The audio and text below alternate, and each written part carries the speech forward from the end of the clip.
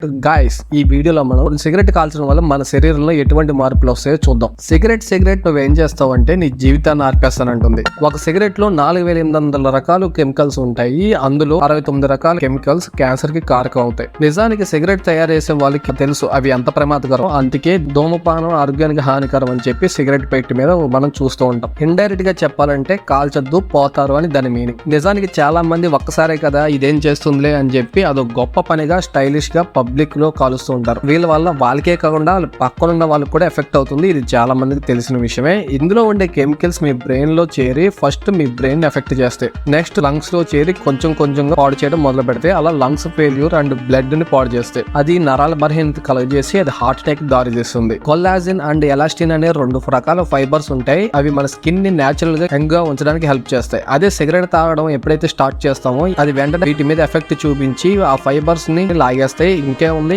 Young age లో కూడా మనం ముసలోళ్ళుగా కనబడతాం. ఆ తర్వాత మెల్లగా పళ్ళు ఎల్లో కలర్ గా మారి 4 months లో బ్లాక్ షేడ్స్ అవి వచ్చి ముక్కలుగా ఊడిపోవడం మొదలవుతుంది. అలా 6 months దాటగానే ఒత్తుగా ఉండాల్సిన ఈ జుట్టు కూడా పలచబడిపోతుంది. ఎందుకంటే సిగరెట్ లో ఉండే నికోటిన్ జుట్టుకి అసలు మంచిది కాదు. మెల్లమెల్లగా నాలుగు మీద ఉండే టేస్టింగ్ సెన్స్ పోయి మీరేం తిన్నా సరే అది రుచిగా అనిపించదు. ఆఖరికి బ్లడ్ కూడా దానం చేయడానికి పనికిరాదు.